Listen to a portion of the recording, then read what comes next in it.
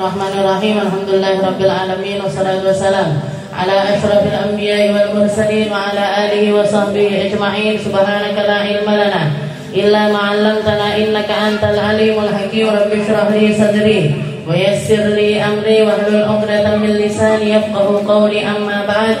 Alhamdulillah ala ni'matil Islam, alhamdulillah ala ni'matil iman, wa kafa biha min ni'mah. Alhamdulillah, segala puji bagi Allah Subhanahu wa ta'ala yang memberi kita jalan untuk mencari sisa-sisa dari setiap warisan-warisan yang Allah Subhanahu wa ta'ala berikan, untuk menjaga umat ini agar Islamnya selalu murni, agar imannya selalu bertahan, agar setiap hal-hal yang menjadi akhlaknya Nabi kita Nabi Muhammad sallallahu alaihi wasallam akan selalu bisa ditemukan.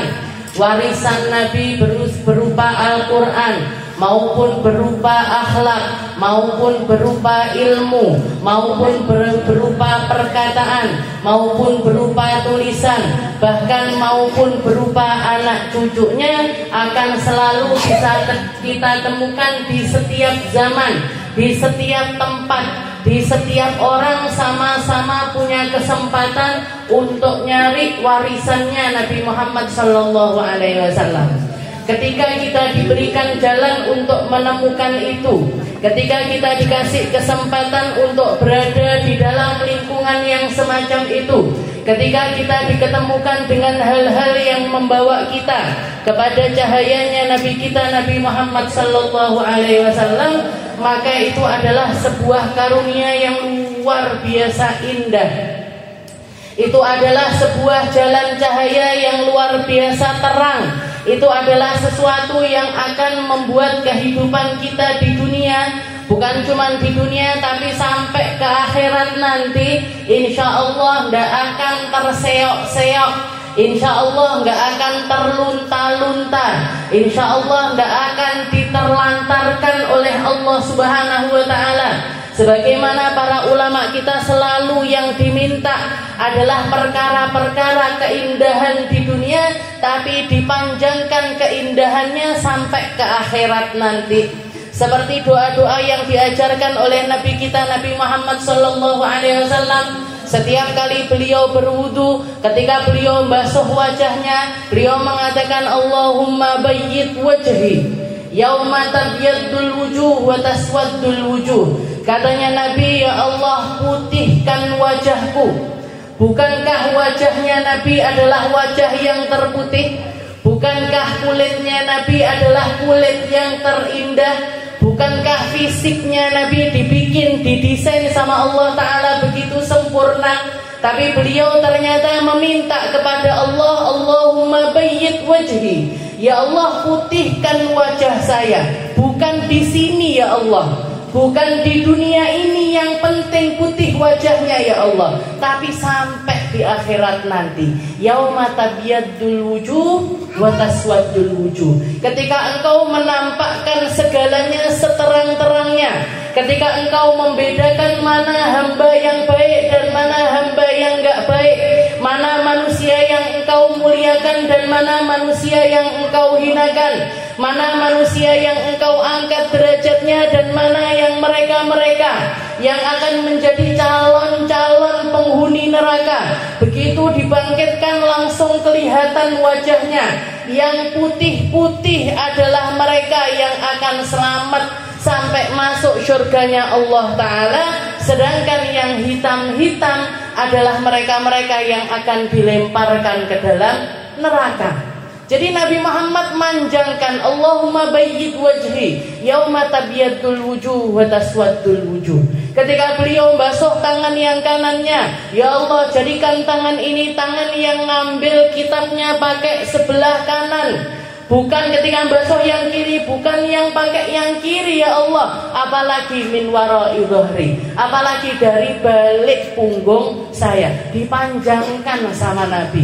Dan ini inti dari agama yang dibawa Nabi.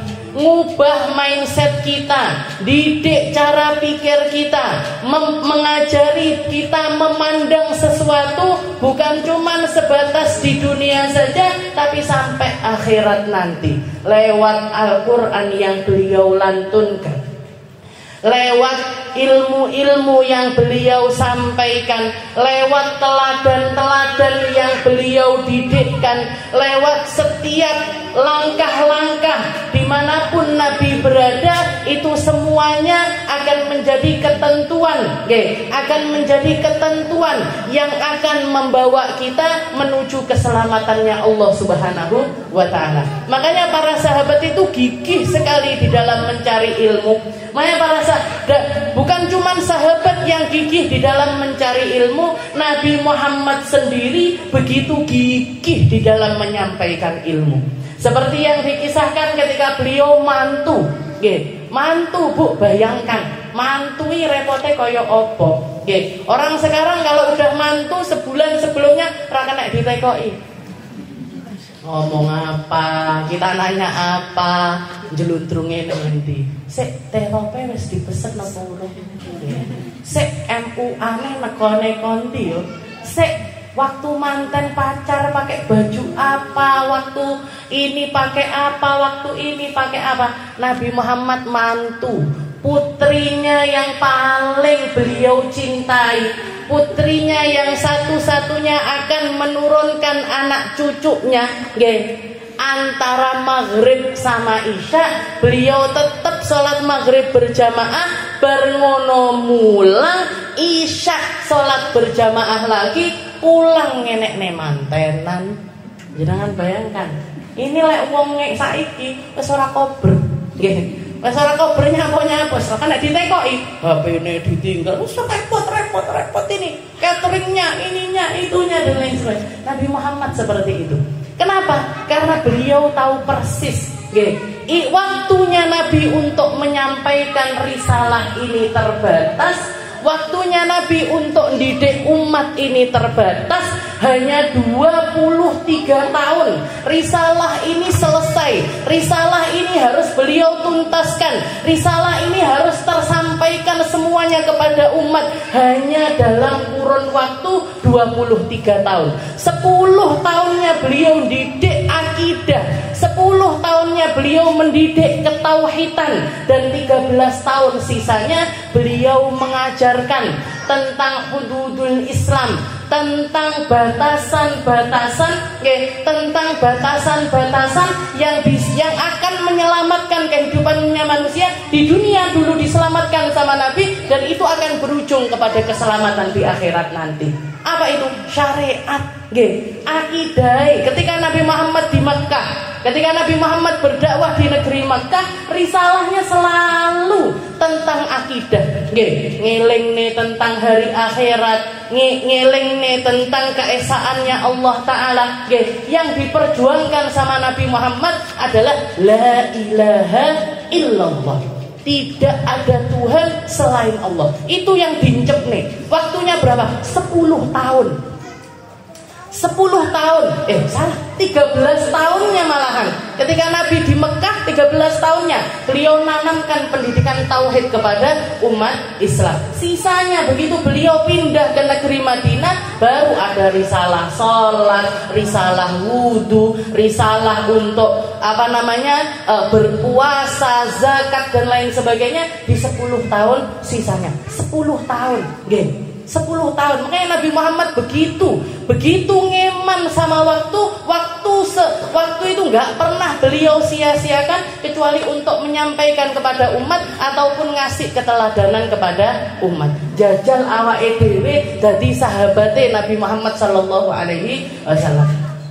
Yo ngaji, yo sholat jamaah, yo jihad, ya jihad di jalannya Allah Ta'ala, yo ngafalni Al-Quran, ya neladani apa yang dikerjakan oleh Rasulullah Sallallahu Alaihi Wasallam. Makanya kalau ada orang mengatakan istilahnya, ya Allah enaknya di zaman Nabi, enaknya hidup di zamannya Rasulullah Sallallahu Alaihi Wasallam. Kok saya hidup di akhir zaman ya? Kenapa saya kok hidup di zaman-zaman yang semacam ini? Itu jatahnya kita. Kita kalau hidup di zamannya Nabi jadi butiran debu, nggih. Dadi wong paling klutik, salate ra karu-karuan, nggih. Ibadahnya yo ngecemes, ngaji seminggu pisan lho, nggih. Ngaji seminggu pisan, rintik-rintik titik, ngeluh titik hasil entas.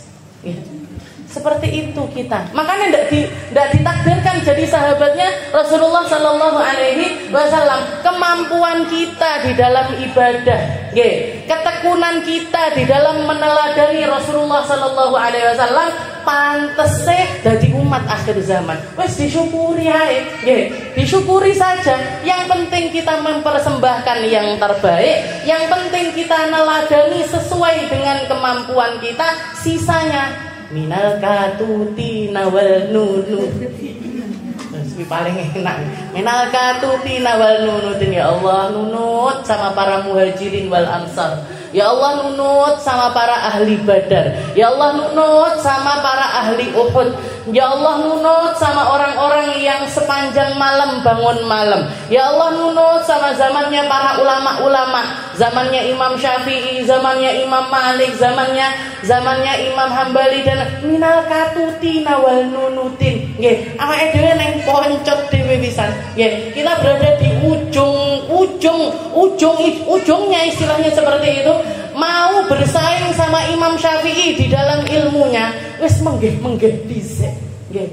Mau kita mau saingan sama Imam Syafi'i di dalam ilmunya, Quran ini loh, nggih, surat Al-Kafirun munyer-munyer.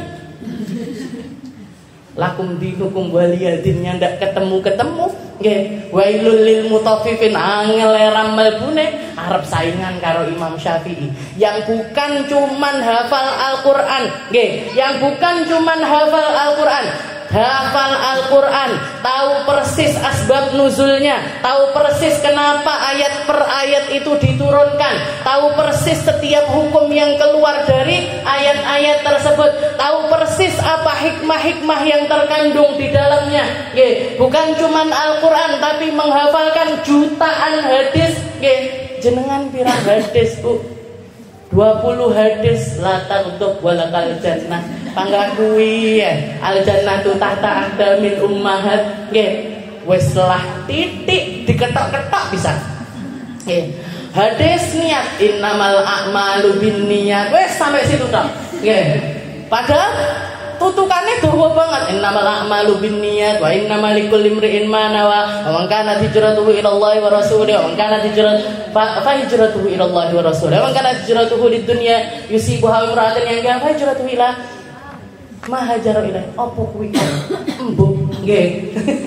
Itu kita, nggih. Ngafalin hadis ndak cuman ngafalin hadis matnan wasanadan. Matan, kalau hadisnya itu namanya matannya, sanadnya juga harus dihafalkan. Saya dengar ini dari guru saya yang namanya ini, guru saya dengar dari gurunya yang ini, gurunya lagi dengar dari yang ini, dari sampai kepada Rasulullah Sallallahu Alaihi Wasallam. Tidak mampu, Bu, tidak kuat awake dhewe, nggih, nggak mampu kita bersaing sama para aslafun as-sholihin, nggak mampu kita bersaing sama orang-orang yang ada di zamannya Nabi ataupun yang setelahnya Nabi, yang dikatakan oleh Nabi itu adalah zamannya orang-orang para pengulik ilmu.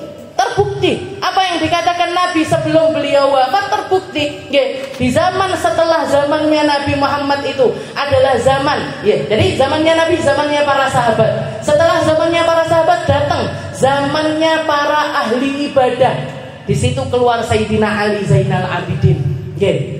Sayyidina Ali Zainal Abidin yang dikatakan sepanjang malamnya beliau sholat 1000 rakaat. Nggak usah jenengan bayang nih, orang kesel, yo kesel tuh, tapi itu didapat setelah perjuangan luar biasa. Kalau kita mau nyicipi rasanya sholat 1000 rakaat, capeknya, sulitnya, capeknya dan juga sulitnya, jenengan engen-engen ketika kita setiap malam-malam Ramadan itu melaksanakan sholat taraweh.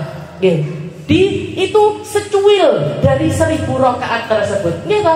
Mek berapa? 21 rakaat, 23 rakaat. Gitu. Sama witirnya. Jadi jenengan rasakan, aku loh mek sholat 23 rakaat koyok ngene rasanya. Seperti ini yang terjadi di dalam hati saya. Seperti ini yang berkecamuk di dalam pikiran saya. Amen hitungi papat gitu.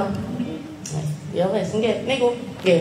Itu kalau mau bayangkan 1000 rakaat itu seperti apa, kita bayangkan 23 rakaat setiap kali kita melaksanakan tarawih nggih. Kuwi goleki masjid sing paling ndek surate. Yasin, Allahu Akbar. Hamim, Allahu Akbar. Enggak enak tapi nek kene insyaallah. Nggih. Jadi seperti itu. Nggih, ini warisannya Rasulullah sallallahu alaihi wasallam. Warisannya Nabi akan selalu ada. Katanya Nabi, "Innad dunya la yakhlu minas sholihin." Dunia ini tidak akan pernah dikosongkan oleh Allah taala dari orang-orang soleh.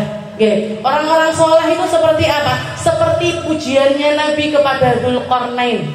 Ketika para sahabat nanya, ya Rasul, man Dzulqarnain? Ya Rasul, Dzulqarnain itu siapa? Amulkan, apakah dia seorang raja? Aliman atau seorang alim?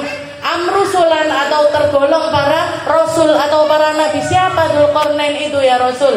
Maka Rasulullah jawabannya simpel, innahu rajulun soleh. Dia adalah laki-laki soleh yang punya jabatan.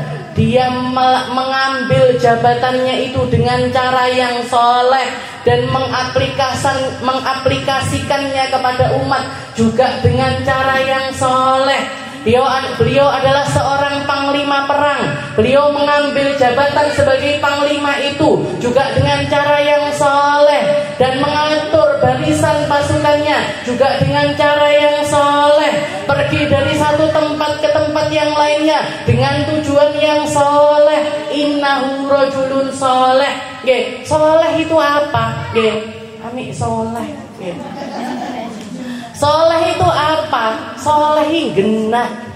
Kalau para ulama, kalau guru saya Habib Umar mengatakan khurujul insan min dulumati ightirari bisyu'unil kainat. Katanya beliau, yang namanya soleh itu adalah manusia-manusia yang mengeluarkan dari dalam dirinya tipuan-tipuan dunia yang ada di sekitarnya.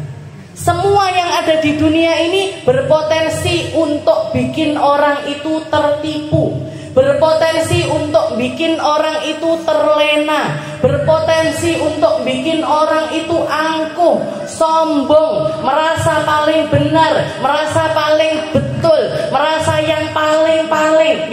Semua yang ada di dunia ini punya potensi untuk hal tersebut. Tapi orang yang saleh adalah orang yang mampu mengalahkan rasa tersebut sehingga dia akan mampu memandang sesuatu itu sebagai bekalnya menuju akhirat.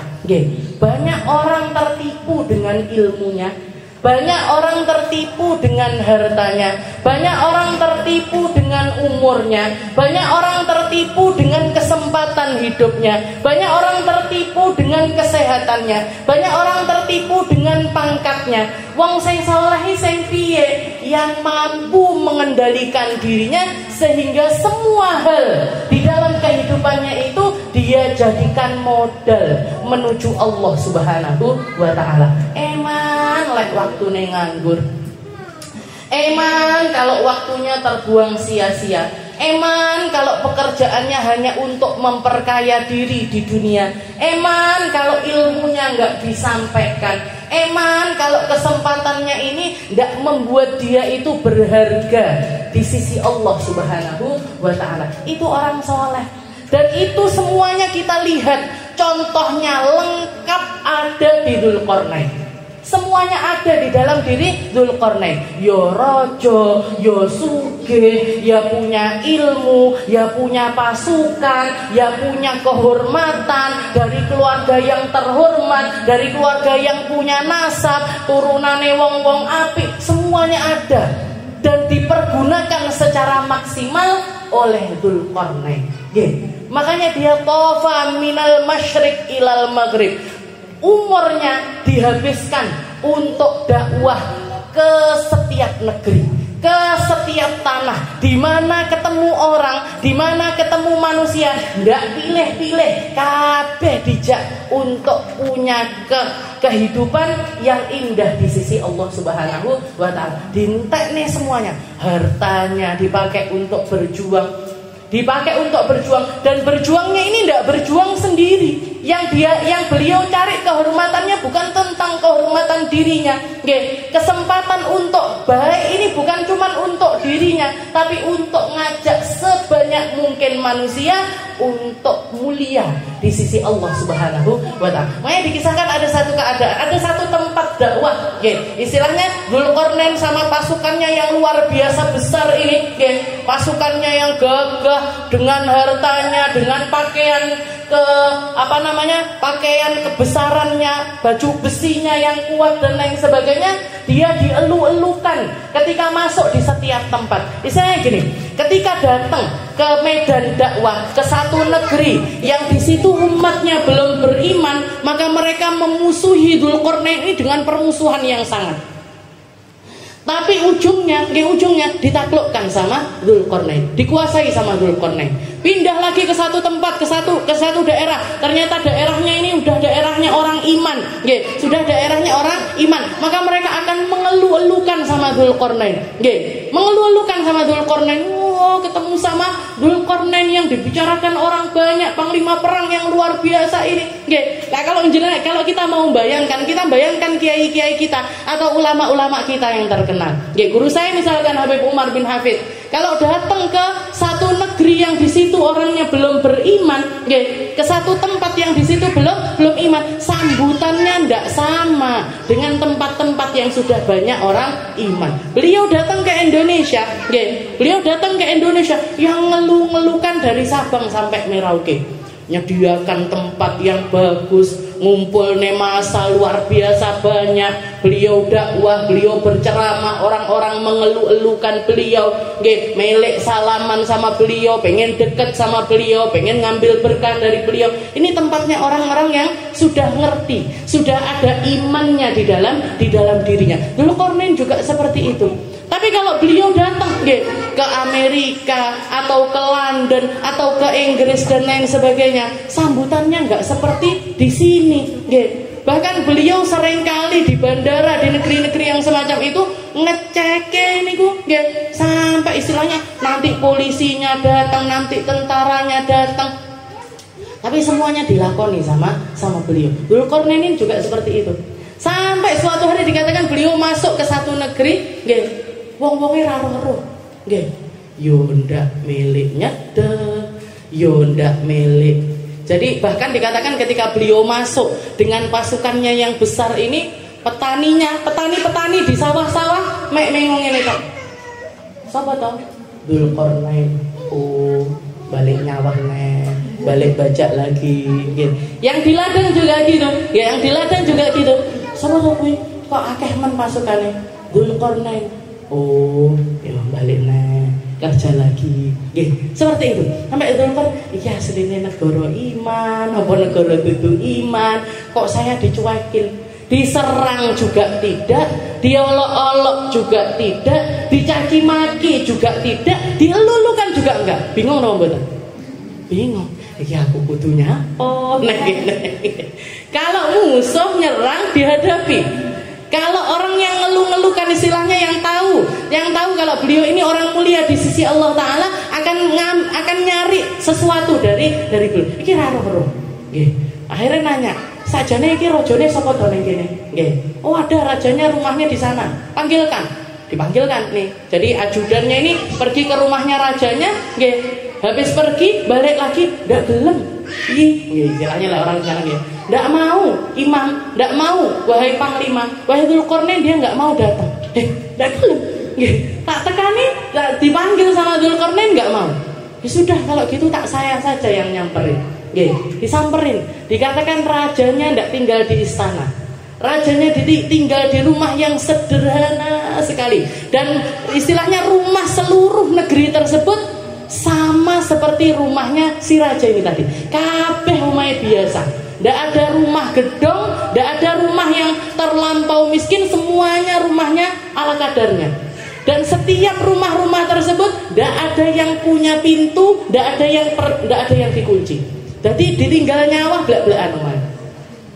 Ditinggal jadi seperti itu.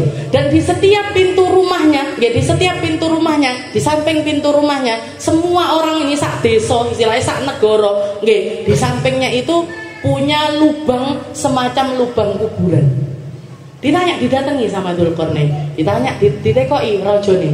Iki sebenarnya kamu ini orang iman apa? Bukan. Katanya dia, la ilaha illallah. Saya adalah ahli iman.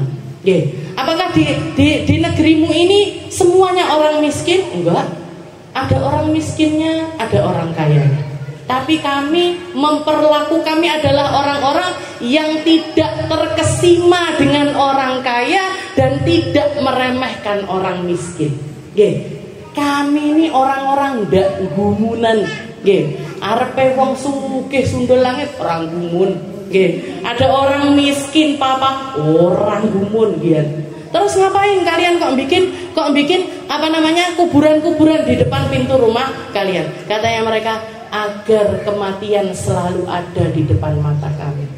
Ben awake dhewe eling kalau rumah yang ditinggali ini adalah rumah sementara kuburan yang ada di depan mata ini adalah tempat tinggal kami selama-lamanya. Itu jawabannya rajanya. Nangis beliau. Dzulqarnain nangis. Oke, Israel dengar kata-katanya rajanya yang semacam itu beliau nangis. Setelah itu si raja ini berdiri ngambil 2 pajangan di lemarinya. Oke, diambil satu pajangannya bukan guci-guci ngoten bukan nggih. Pajangannya tengkorak. Katanya rajanya, wahai Dzulqarnain, ini tengkorak yang satu ini adalah tengkorak dari raja yang dulunya menjabat di negeri ini, dan dia adalah raja yang luar biasa zalim, dan dia adalah raja yang luar biasa jahatnya sama rakyatnya. Akhir hidupnya semacam ini, dan dia pada akhirnya hanya menjadi tengkorak yang semacam ini. Sementara tengkorak yang satu lagi, dia adalah tengkorak dari seorang raja yang menggantikan raja zalim ini, tapi dia tidak mewarisi apa yang dilakukan ayahnya. Dia merubah keadaan hidupnya dan tidak mau melakukan hal-hal yang jahat sebagaimana ayahnya. Akhir hidupnya juga sama, dadi tengkorak ini iki. Bapak yo dadi tengkorak, anake sing apik yo dadi tengkorak. Setelah itu dia megang kepalanya Dzulqarnain, dan tengkorak kepala ini pun nantinya akan bernasib sama dengan tengkorak-tengkorak ini. Kepala ini pun nantinya juga akan bernasib sama. Pilihannya cuma satu. Kamu mau jadi seperti yang dolim sehingga akan dibales dengan sepedih-pedihnya oleh Allah Ta'ala, atau kamu menjadi yang baik dan akan mendapati pahalanya nanti di sisi Allah Subhanahu wa Ta'ala. Saya menjadikan negeri ini seperti ini demi Allah. Negeri ini adalah negeri yang tidak ada kedoliman, tidak ada kedustaan, tidak ada ngerasani uang, tidak enek saling bertengkar, tidak ada pencurian, tidak ada perzinahan. Satu negeri yang semuanya insya Allah akan kembali kepada Allah Ta'ala bersama-sama di dunia dan bersama-sama juga di akhirat. Tangis tambah kecil Dzulqarnain. Setelah itu mengatakan, wallahi, demi Allah, kalau bukan karena perintahnya Allah Ta'ala untuk saya pergi, istilahnya dakwah dari satu tempat ke tempat yang lainnya, demi Allah, saya akan memilih untuk tinggal di sini bersama dirimu dan kita menjadi seorang sahabat. Katanya raja tersebut, tidak usah, tidak perlu, kita tidak perlu bersahabat di dunia, tapi kalau kita sama-sama berjuang di jalannya Allah Ta'ala, kita nanti akan bareng-bareng di akhirat nanti. Seperti itu. Jadi pengalamannya Dzulqarnain dari satu, jadi istilahnya gini, yang diceritakan sama Allah Ta'ala itu sedikit dari sekian banyak pengalaman yang terjadi pada diri Dzulqarnain. Enak negara seperti itu, ada negeri yang seperti itu. Tidak tahu gimana sekarang keadaannya.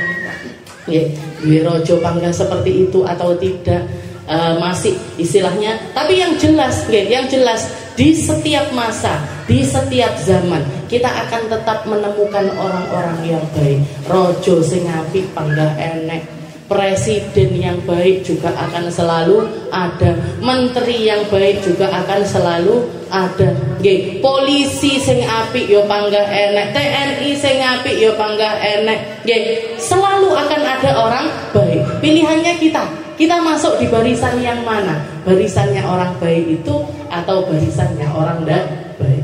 Dan balasannya Allah Ta'ala Maha Adil. Nggih, wa'adallahu alladhina amanu minkum wa amilus solihat. Nggih, janjinya Allah Ta'ala, la yastakhlifannakum fil ard. Wa'adallah, Allah Ta'ala berjanji orang yang iman dan orang yang soleh, iman sama soleh. Jadi kalau mau selamat dunia akhirat, pegangannya cuma ini, iman dan amal soleh. Nasabmu tidak berguna kalau kamu tidak iman dan amal soleh. Ilmumu tidak berguna kalau kamu tidak iman dan amal soleh. Tidak ada apa-apanya. Kecantikan kita, harta kita, apapun yang dititipkan sama Allah Ta'ala kepada kita, tidak akan ada gunanya kalau tidak iman dan amal soleh. Wa'adallahu alladhina amanu wa amilus solihat la yastakhlifannakum fil ard. Kalian yang akan jadi pengisi ibadah di atas muka, jadi khalifah fil ard, jadi khalifahnya Allah. Jadi khalifah istilahnya jadi penanggung jawab bumi ini. Menjadi penanggung jawab apa? Penanggung jawab kebaikan dunia maupun kebaikan, dan kebaikan dunia ini akan langgeng sampai ke akhiratnya Allah Subhanahu wa Ta'ala. Jadi gini, la yastakhlifannakum fil ard ini kalau kita mau menyederhanakan, di salah satu hadisnya Nabi Muhammad mengatakan, man kharaja li talabil ilm, barang siapa yang keluar sik metu tok, belum ngaji, belum belajar, belum mondok, sik niat, sik keluar untuk berangkat nyari ilmu saja, innal malaikah la yadau ajnihataha ridwan bima yatlub. Ini malaikat yang ada di atas langit sana, mereka semuanya akan mengepakkan sayapnya karena apa? Karena saking ridhonya. Istilahnya kalau kita mau membayangkan, koyok ngasih penghormatan kepada orang-orang yang akan melaksanakan tuntutan ilmu, orang-orang yang nuntut ilmu agama, jadi malaikat semuanya metu tok sih, masih keluar tak, tapi sudah diperlakukan seperti itu oleh Allah Subhanahu Wa Taala. Dulu ada seorang ulama, di zaman as-salafun as-sholihin itu, zaman salaf itu ada satu orang, istilahnya main-main sama hadisnya Nabi yang satu ini, malah ini aku harus ngaji, jadi dia jalan dengan angkuhnya sambil mengatakan tak idek-ideke sayapnya para malaikat yang katanya sedang dibentangkan untuk memberi penghormatan kepada para penuntut ilmu. Jadi dia mengatakan hal yang semacam itu. Dikatakan nggak pakai nanti, nggak pakai besok. Waktu itu juga sama Allah Ta'ala telinganya ini diperdengarkan kepakannya para malaikat yang saat itu mengepakkan sayapnya karena saking senengnya sama orang-orang yang nyari ilmu, sampai akhirnya gendang telinganya pecah, sampai akhirnya tidak bisa kerumunan karena saking banyaknya malaikat yang merentangkan sayapnya, dan saking istilahnya Allah Ta'ala pengen nunjukkan tentang keadaan tersebut. Ini baru orang yang mau keluar untuk nyari ilmu. Ini orang, kenapa kok orang yang nyari ilmu? Karena mereka yang akan paling berpotensi untuk menjadi khalifah di atas muka bumi ini. Buh tutup kah, buh enggak kah, buh apal Quran kah, buh separuh kah, buh seperempat, buh seayat, 2 ayat. Tapi ketika orang keluar untuk nyari ilmu, yang dicari ini adalah ilmu, bukan cuman dihormati di dunia, bukan cuman dihormati oleh semua makhluknya Allah Ta'ala yang di dunia, tapi bahkan malaikat pun menundukkan hormat untuk mereka. Jadi mereka sudah menapai diri untuk menjadi calon-calon khalifahnya Allah Subhanahu wa Ta'ala. Jangan bayangkan kalau misalkan ini yang ngaji ini ngajine istilahnya dia keluar untuk menuntut ilmu dan sungguh-sungguh di dalam menuntut ilmunya. Bayangkan kalau dia setelah menuntut ilmu, punya ilmu, ngamalkan dengan ilmunya. Bayangkan kalau setelah dia berilmu, mengamalkan, setelah itu mengajarkan orang lain. Bayangkan kalau misalkan dia berilmu, beramal, ngajarkan dan ikhlas di dalam hal tersebut. Mereka lah yang akan melanggengkan khalifahnya Allah Ta'ala sampai hari akhir nanti. Kenapa? Karena dengan adanya orang yang berilmu, buminya Allah Ta'ala ini akan hidup dengan kebaikan, akan hidup dengan syariatnya Allah Subhanahu wa Ta'ala. Makanya dikatakan mautul alim, mautul alam. Matinya satu orang alim itu kayak matinya seluruh zaman. Matinya orang satu alam kalau ada satu ulama yang mati. Dan ketika Rasulullah Shallallahu Alaihi Wasallam wafat, dikatakan bumi ini nangis, ya Allah, siapa lagi yang patut untuk saya banggakan, dan dia adalah manusia-manusia yang napai kakinya di atas punggung kami. Katanya Allah Ta'ala, setelah zamannya para nabi ada para ulama yang kamu juga patut untuk berbangga dengan mereka. Orang alim, orang yang punya ilmu, orang yang punya ilmu. Jadi kemuliaannya luar biasa. Jadi khalifah itu, yang paling berpotensi untuk menjadi khalifah di atas muka bumi ini siapa? Ulama, kiai-kiai kita, ustadz-ustadz kita, habaib-habaib kita yang berilmu. Mereka adalah orang-orang yang berpotensi menjadi khalifatullah alal alam di atas muka bumi ini. Tinggal kita apa? Kalau kita bukan masuk di dalam golongan para ulama, gimana? Cukup kita jadi golongan yang mengikuti mereka dan istilahnya berharap akan bersama-sama dengan mereka nanti di akhiratnya Allah Subhanahu. Dan kalau ulama, mereka itu akan selalu nyambungkan. Saya misalkan saya berguru sama guru saya, ya Allah, saya semoga-moga ketut karo golongannya guru saya. Guru saya juga berharap. Jadi harapannya itu bukan orang-orang akan ikut sama saya, tidak ada. Orang-orang saya akan menjadi pembawa orang-orang ini menuju Allah Ta'ala. Sopo ente, siapa kamu, siapa kita, untuk mengatakan hal yang semacam itu? Gak pantas. Jadi ini kalau guru-guru kita itu nyambungkan, muga-muga awake dhewe bareng-bareng karo guru kita.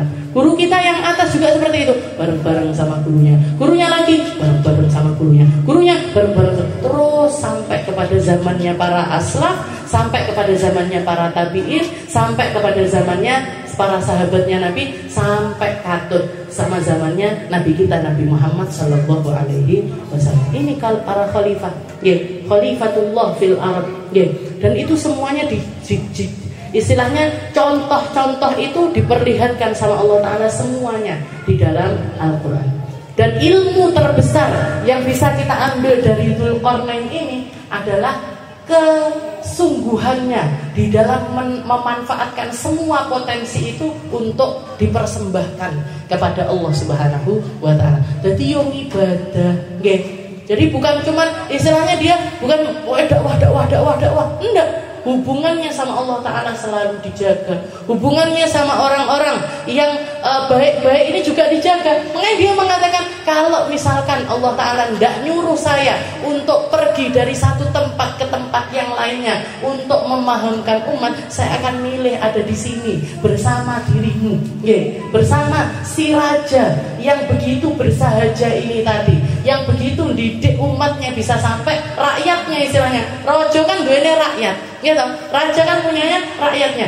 tak punya rakyat yang sebegitu indah akhlak serta tabiatnya mereka, sampai rajanya istilahnya bisa mengatakan di sini tidak ada penipuan, di sini tidak ada orang ghibah.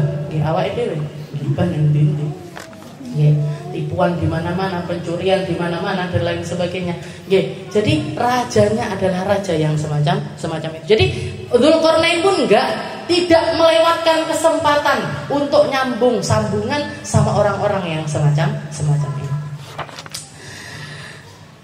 Qala hadza rahmatun min rabbi fa idza jaa wa'du rabbi ja'alahu dakka wa kana wa'du rabbi haqqan wa tarakna ba'dahum yawma idh yamuju fi ba'd wa nufikha fis suri fa jama'nahum jam'a. Kita bahas tentang surat Kahfi ini masih tentang Dzulqarnain, dan Dzulqarnain di akhir yang diceritakan di dalam Al-Qur'an ketika beliau akhirnya menyelesaikan masalah antara kampung yang tidak bisa ngomong pertamanya sama Dzulqarnain sampai akhirnya bisa berkomunikasi dan minta untuk dibikinkan satu batasan antara mereka dengan Ya'juj Ma'juj yang mufsiduna fil ard, yang kerjaannya ini menghancurkan keadaan negeri, istilahnya hancur dohir sampai juga batin, dibikinkan benteng yang sebegitu kuatnya. Dan dikatakan qala hadza rahmatun min rabbi fa idza ja'a wa'du rabbi ja'alahu dakka. Ini adalah rahmatnya Allah Ta'ala untuk menyelamatkan kalian dari fitnahnya Ya'juj wa Ma'juj. Fa idza ja'a wa'du rabbi ja'alahu dakka. Tapi kalau sudah datang waktu yang ditentukan sama Allah Ta'ala, jebol juga akhirnya. Makanya orang-orang soleh itu paling kelihatan, istilahnya orangnya kalau ikhlas di dalam perjuangannya atau di dalam apa yang ada pada dirinya, mutiara itu kalau Allah Ta'ala pengen nampakkan mutiara tersebut bakalan ditampakkan sama Allah. Kayak yang sekarang ini haulnya Habib Abu Bakar Gresik. Habib Bakar niku istilahnya ketika beliau hidup dengan perjuangannya, dengan doa-doanya, dengan keilmuannya, apa ada di dalam dirinya ini aku ngene benku diholi wong-wong sampai jutaan orang, sampai ribuan orang. Tidak ada ngen-ngen itu. Allah yang ngundang manusia untuk mau ngumpul di satu tempat untuk bertawasul, nyari sambungan sama Habib Abu Bakar, meskipun Habib Abu Bakarnya sudah tidak ada, tetap dijadikan wasilah untuk nyari sambungan kepada Allah Subhanahu wa Ta'ala.